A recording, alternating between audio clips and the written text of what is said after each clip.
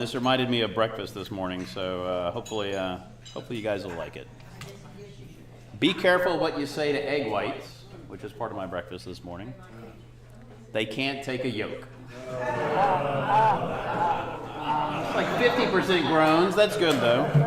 You know what they say, no publicity is bad publicity, right? So even if you're groaning, you had a reaction to the joke, which is what we're looking for. So Lee Rennick is going to introduce our speaker today.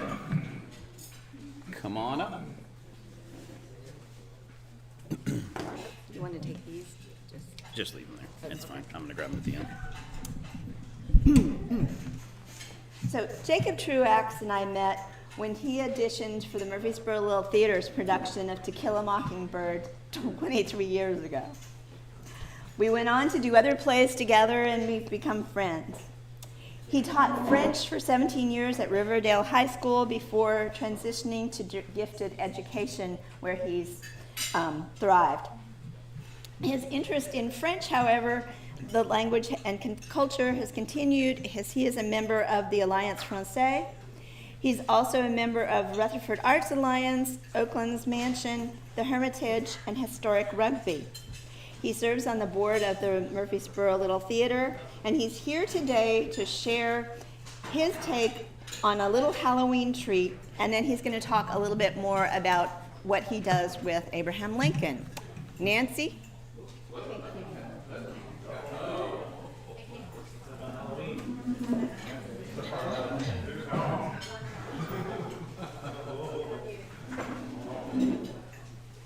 I am here as an actor. I would be remiss if I did not act. So this is a poem that I memorized as a very young person, and I've kept it in my head and recited it many, many times in front of crowds. So, I'll be your turn. Once, upon a midnight dreary, while as I pondered, weak and weary, over many a quaint and curious volume of forgotten lore, while as I nodded, nearly napping, suddenly there came a tapping as of someone gently rapping at my chamber door. "'Tis some visitor," I muttered, "rapping at my chamber door. This it is and nothing more." Distinctly, I remember it was in the bleak December, and each separate, dying ember rocked its ghost upon the floor. Eagerly, I wished the morrow. Vainly, I had sought to borrow from my book Surcease's sorrow. Sorrow for the lost Lenore, for that rare and radiant maiden whom the angels named Lenore. Nameless here forevermore.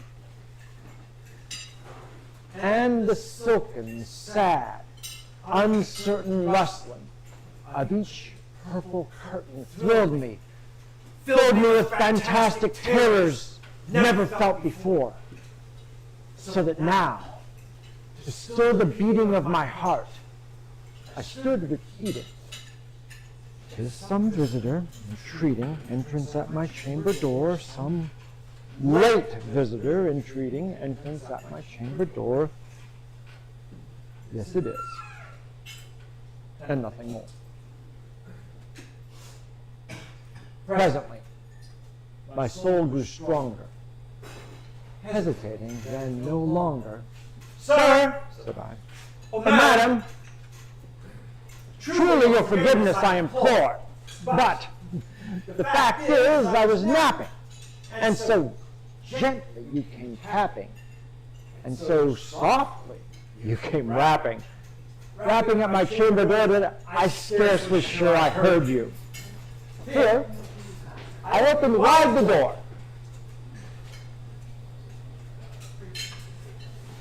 Darkness there, and nothing more. Deep into that darkness peering, long I stood there, wondering, fearing, doubting, dreaming dreams no mortal ever dared dream before. but the silence was unbroken, and the stillness gave no token. And the only word there spoken was a whispered word. Lenore? This I whispered, and an echo murmured back that word. Merely this and nothing more. Back into my chamber turning, all the soul within me burning. Soon again, I heard that tapping, somewhat louder than before. Surely, said I, surely that is something at the window lattice. Let me see then what thereat is and this mystery explore. Let my heart be still a moment, and this mystery explore. 'Tis the wind and nothing more. Open here, I flung the shutter, and with many a flirt and flutter in your step, a stately raven from the saintly days of yore. Not the least obeisance made he, not a moment stopped or stayed he, but with mien of lord or lady, perched upon my chamber door, perched upon a bust of Pallas just above my chamber door. Perched, and sat, and nothing more. But this ebony bird, beguiling my sad fancy into smiling, by the stern and grave decorum of the countenance it bore, though thy crest be shorn and shaven, thou, I said, art sure no craven, ghastly, grim, and ancient raven, wandering from the nightly shore. Tell me what thy lovely name is on this nice Etonian shore. Quoth the raven, nevermore. Much I marveled this ungainly fowl to hear discourse so plainly, though its answer little meaning, little relevancy bore, for we cannot help agreeing that no living human being ever yet was blessed with seeing bird above his chamber door with such name as Nevermore. But the raven, sitting lonely on the placid bust, spoke only that one word, as if his soul in that one word he did outpour.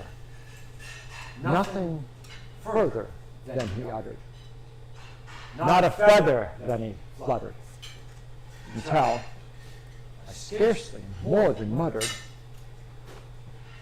other friends have flown before. On the morrow, he will lead me, as my hopes have flown before. Then the bird said nevermore, startled by the stillness broken, by reply so aptly spoken.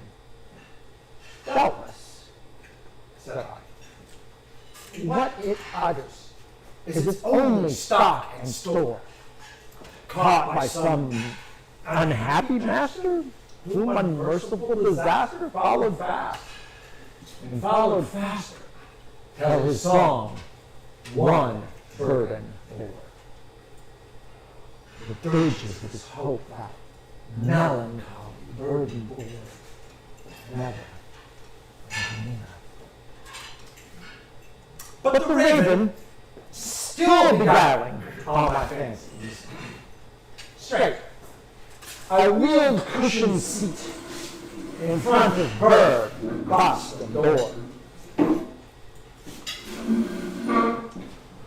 Then, deep into the velvet sinking, I betook myself to linking fancy unto fancy, thinking what this ominous bird of yore, what this grim, ungainly, ghastly, gaunt, ominous bird of yore, meant to be filtered. This I sat, engaged in guessing, that no syllable expressing to that foul, fiery eyes now burned into my bosom's core. This, more, sat behind, with my head at ease reclining on the cushions, velvet lining which the lamplight floated over, but whose velvet, violet lining, with the lamplight floating o'er, she shall press. Nevermore. Then, methought the air grew denser, perfumed by some unseen censer swung by seraphim whose footfalls tinkled on the top of the floor. Wretch, I said, my God hath lent thee. By these angels he has sent thee respite and nepenthe from thy memories of the Lord. Quaff this kind nepenthe and forget the lost Lenore. Quoth the raven, nevermore. Prophet, said I, feet of evil, prophet still of bird or devil, whether tempter sent, or whether tempest tossed thee here ashore, desolate, yet all undaunted, in this desert land enchanted, in this home by horrors haunted, tell me, truly, I implore, is there balm of Gilead? Tell me, I implore. Quoth the raven, nevermore. Prophet, said I, thing of evil, prophet still, the bird or devil, by the heaven that bends above us, by the God we both adore, tell this soul, the sorrow laden, if within the distant Eden it shall clasp that sainted maiden whom the angels named Lenore, clasp that rare and radiant maiden whom the angels named Lenore. Quoth the raven, nevermore. Be that word our sign of parting, bird or fiend! I shrieked, upstarting. Get thee back into the tempest, and the night's Plutonian shore! Leave no black plume as a token of that lie thy soul has spoken! Leave my emptiness unbroken! Quit the bust above my door! Tear thy beak from out my heart, and get thy form from off my door! Quoth the raven, nevermore. And the raven, never flitting, still is sitting on the powdered bust of Pallas just above my chamber door. And his eyes have all the seeming of a demon's, that is, dreaming. And the lamplight o'er him streaming throws his shadow on the floor. And my soul, from out that shadow, which lies floating on the floor, shall be lifted nevermore.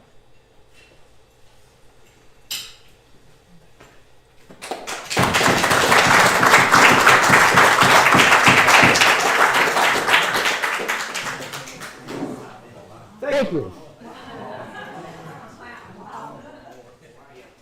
So, a few years ago, you may recognize my resemblance to a certain famous historical figure. I decided to start enacting Abraham Lincoln. And I've taken the show. I did this by a long process of research, dreaming, and actualizing a very strange project to become an Abraham Lincoln Center. And I as a gifted education facilitator, so what is a gifted education facilitator? Because that's what I've made my money on the past 6 years. I am basically a special education teacher for gifted students, so intellectually gifted students who catch on to things so fast that in elementary school they start losing ground because they're just not being served by the general education environment. I get them once they get into high school. And I actually teach at 3 different schools. I'm not just at Riverdale, although that's where I spent most of my career. I'm also at Eagleville School and the new Rutherford County Virtual School. And I've done this is my 6th year. As part of that, I try to counsel my students to actualize their dreams. Oftentimes when they come to me, they are one of 2 different types of people. They are the kind that get all A's and the kind that do not. And either way, generally, they're more interested in what's going on in their outside life than they are in what's going on in school life. But I try to say, well, let's try to do a little bit of both. And this is what my journey has been like this my entire life. And this Abraham Lincoln Project, I think, is something I probably would not have been able to accomplish before becoming a gifted education facilitator, where I did a very good job of memorizing things and performing things, coming up with ideas and implementing them in a business model was not really my cup of tea. But the Abraham Lincoln Project has definitely come to fruition through that. And now I'm proud to say that I have performed at the Hermitage and I will be on the London stage in June. So very proud of that. And so the show, I concocted this idea from going to the Hermitage and watching a fellow who is the great-great-grandson of Charles Dickens enact Charles Dickens. And on the way out, I said, that was really great. As an actor, public speaker, I would like to do something like that. Who do I do? My girlfriend said, Abraham Lincoln. And I knew this much about Abraham Lincoln. I did not know the Gettysburg Address, never had to memorize it, did not study history. I was a French major and English major, was more interested in literature than I was in history, and certainly not enamored with any presidents. But I dove into the reading, and I said, okay, here's what I'm going to do. I'm going to read, and then I'll figure out what my story is going to be. I'm going to write that story, and then I will be able to memorize that story. That's what I'm best at, is memorizing, and I will perform that story, which is what I'm second best at. And that's exactly what I did. And it took about 13 months to do, from idea, conception, to actualization on the stage in Michigan. So I was at a community theater in Michigan when I first performed this Abraham Lincoln show, and I've been doing it ever since. And I'm very proud of what I've been able to accomplish through doing that. So I have lots of business cards for you if you would like to take one of my business cards. I will be at the Hermitage again on February 16th of this year. I think tickets are already on sale. So if you're interested in seeing the full An Evening with Abraham Lincoln at the Hermitage, you're welcome to go ahead and do that. If anybody would like to join me in London, I don't have the details, but I don't believe the tickets are on sale yet, although I am playing at 3 theaters in England, and one of those places called the Albany Theater in Coventry does have my tickets already on sale. So. I believe there was an opportunity to ask questions, so if anybody would like to ask questions, I will be more than happy to field them. I still have a few minutes before this is over. Yes, sir. In your research, have you found people, obviously at the time, who heard Lincoln speak, commenting upon how he spoke, to give you some flavor as to what he sounded like to people? Or are you just going, I don't mean to name this pejoratively, but make it up in your mind as to how you think he would have sounded? So, I definitely have a Lincoln voice when I do Lincoln that is different from what the narrator of this poem voice is, which is also different from my own voice. These are characters that I enact. There's definitely a Lincoln character who has a certain sound It is not in any shape, form, or fashion meant to be an imitation of Lincoln. It is just how I feel my Lincoln should be. I feel that, and a lot of times when you try to put on an accent or speak in something other than your natural voice, it comes across as thick, and I don't want to do that. But that being said, so I don't try to emulate or imitate what I feel like Lincoln actually sounded like, to answer your question. But I do have a distinct Lincoln voice when I am Lincoln. Maybe have a preview of that monologue. Did we pay for that? How much time do I have? 12:54? About another 10 minutes. About another 10 minutes. Everybody knows the Gettysburg Address. Let me see if I can come to a place where I've got about 10 minutes of and I have to get into character a little bit. But, I think a good joke, an Abraham Lincoln joke that would be get me into the character. Usually I start my show with a joke and that gets me into the character. Okay, so there's this fella that I knew. He lived next to us. He was a farmer. And one day he had these overhanging eyebrows and these glasses on. One day he walks outside and he sees this squirrel, this lively squirrel just hopping around his tree like that. Well, he says, I don't want that squirrel up. He grabs his rifle, takes aim at that squirrel, and bam! Missing. There's that squirrel, still just hopping along that tree. Well, this is very frustrating to our farmer friend, so he takes that rifle, reloads it, takes aim at that tree again, looks at that squirrel, and bam! Why, that squirrel didn't go anywhere. It's still just hopping right there on that tree. Now, how in tarnation did that happen, he says. So he starts loading up that gun again. Right about then, his son comes out. Papa, what you doing? Why, I'm trying to hit that squirrel right yonder. What squirrel, Papa? Why, that one right there. Must be something wrong with this rifle, because I ain't hit it yet. Papa, ain't nothing wrong with that rifle. Remember I killed that rabbit yesterday? Hit it just as clear as day. What squirrel are you talking about? Why, that right there, on that tree over there. Don't you see him? The son says, Papa, ain't no squirrel on that tree. You're shooting at that louse on your eyebrow. So when Abraham Lincoln when I was elected to Congress, I served from 1846 to 1848, House of Representatives in Washington, D.C.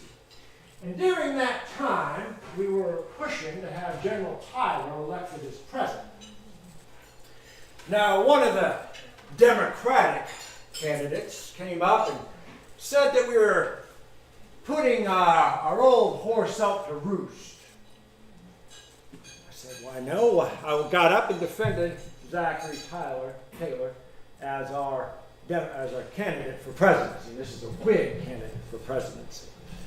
Mr. Everson says we have deserted all our principles and taken shelter under General Taylor's military coattails.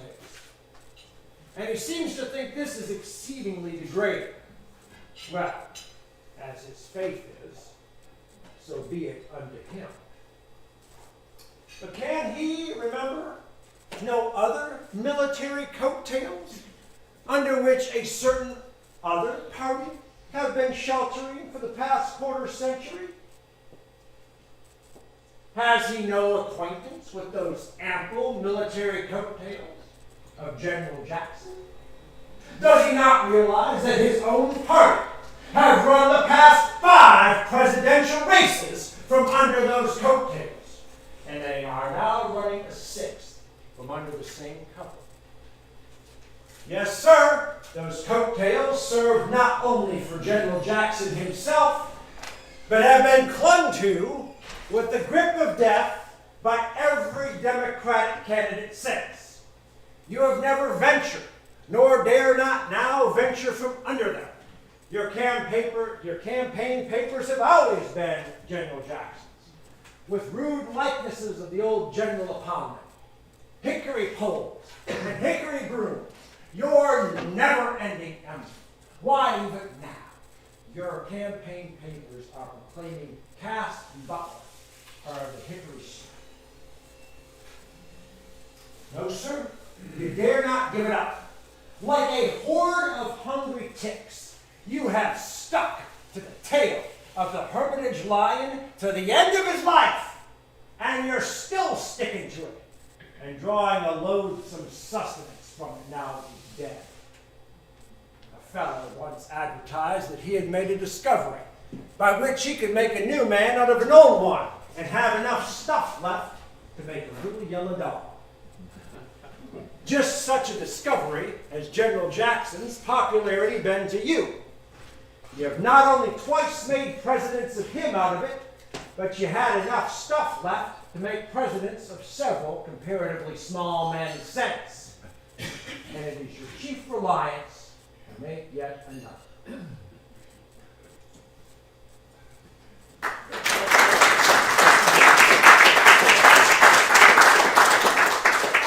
Anybody can do the Gettysburg Address. It takes a special person to dig deep into the annals of Abraham Lincoln Lord to pull that one. Now, was that actual speech, parts of an actual speech from Lincoln? Yes, or it is. It is. It's from his time in the House of Representatives in Washington, D.C. It's a speech So made he gave to it the- from the floor? Yep, Okay. made to the Speaker of the House at that time. How Yes, sir. long is your show? My show is an hour and 15 minutes, give or take. More give than take. Sometimes I have to cut it short, but it can go on for a while. Are you assassinated at the end? I am not assassinated. The show generally presupposes that I'm coming back from the dead for a final show. I've done one where I was supposed to be in 1864, like the beginning of 1864. It was actually very difficult because I reference a lot of things that I'm not supposed to know. Yes, sir. Maybe everybody else knows, but that poem that you recited in the beginning, Yes. what is that? Who's the That's writer? Edgar Allan Poe's The Raven. Okay, because wow. Can you just kind of enlighten us a little bit about what because you make it so personal, right? You really put your soul into it. How do you relate to that, maybe on a personal level? So, the origin story for that is literally the very first piece of poetry I memorized, as far as I know. And how old were you? I was 16 or 17. It was my junior year in high school. Wow. And the Simpsons were on television. And they had a Halloween special Yeah. where Bart Simpson is the Raven or something like that. And I, being a prolific reader and not really wanting to pay attention in class a lot, I grabbed an old textbook off the teacher's shelves and was just reading through it. And I said, oh, there it is right there, the Raven. And so I started reading it. And then at work, I was working as a busboy at Red Lobster. So at work, I was walking around and thinking about the poem, and I slowly just started remembering it. And then, I'd get to a place where, what comes next? And so I'd go back to this classroom, look it up, and go back. I couldn't put it But on you my didn't phone. even have to memorize it? You didn't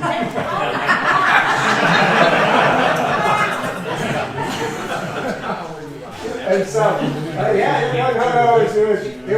it wasn't even in our textbook. It was in an old textbook that wasn't being used. And we didn't even study it, ever. I had never studied the poem other than on my own. And so I started memorizing that. And then I had this, my parents had an apartment behind their house, and I would go in there and just kind of like light some candles and do that. Get it down and get my stuff down. And then my senior year in high school, I don't remember, I think it was for theater. I was like, hey, I have this thing that I do, and let's do it. And everybody's like, that was amazing. And so they made me do it in every single class. Like, yeah, he knows the Raven. You should get him to say it in class. And so I use that as my senior challenge. On your phone. I think in high school, I only had to memorize one thing from Macbeth and one thing from Hamlet. It could be an opposite speech and then just a dagger speech. But otherwise, I've done again and again. I was talking about like the hour and 15 minutes of the Abraham Lincoln is probably about a third of what I know of Abraham Lincoln. So I kind of like pick and choose for each show what I'm going to use.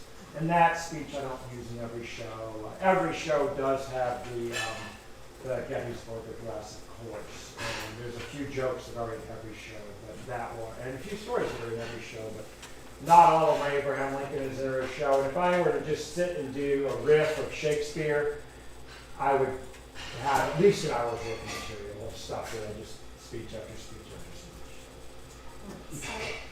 Does your brain just work differently? I mean, you can memorize stuff pretty easy, or do you have a technique? I think that this is the only talent I have.